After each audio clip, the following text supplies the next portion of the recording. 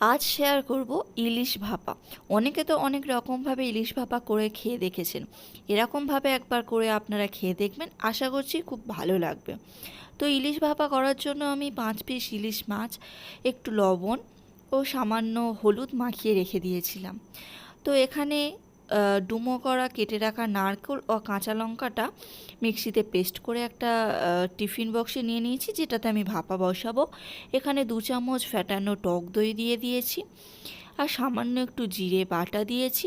সাদা সর্ষে, কালো সর্ষে ও কাঁচা লঙ্কা একটু বেটে রেখেছিলাম, সেটা 3 চামচ মতো দিয়ে দিলাম।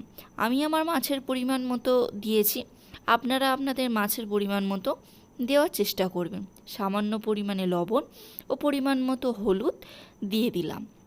সব মিশ্রণটা একসাথে ভালো করে চামচ দিয়ে আমি ফেটিয়ে নেব। তো ভালোভাবে ফেটানো হয়ে গিয়েছে। এতে এবারে কাঁচা যে মাছগুলো ভালোভাবে হাত দিয়ে মাখিয়ে নেব।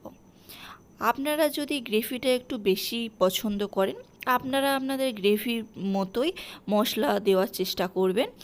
আমরা একটু গ্রেভিটা বেশিই রেখেছি, তো এতে আমি কোনো জল দেব না। অনেকে হয়তো ওই মশলা ধোয়া জলটা দেয়, তো আমি সেই মশলা ধোয়া জলটাও দেব না। তো আমি আমার পরিমাণ মতো গ্রেভি রেখেছি। ভালোভাবে মশলার সাথে মাছগুলো মাখিয়ে নেব। এমনভাবে মাখিয়ে আমি 10 মিনিট স্ট্যান্ডিং টাইমে রেখে দেব। এবারে আমি 10 মিনিট পর আমি কাঁচা সর্ষের তেল ওপরে দিয়ে দেব, আর ওপরে দিয়ে দেব কাঁচা লঙ্কা। আমি এখানে 5-6টা কাঁচা লঙ্কা দিয়েছি। 5টা প্রথমে দিয়েছিলাম, পরে আবার 2টো অ্যাড করে দিয়েছিলাম। এবার ঢাকা দিয়ে রেখে দেব। এদিকে আমি ইন্ডাকশানে জল গরম করতে বসিয়ে দিয়েছি ভাপা বসানোর জন্য। এর ওপরে আমি একটা স্ট্যান্ড দিয়ে তার ওপরে আমি টিফিন বক্সটা বসিয়ে দিয়েছি। 10 মিনিট রাখার পর আমার ইলিশ ভাপা রেডি। দেখো কেমন দেখতে হয়েছে, খেতে তো দারুণ হয়েছে।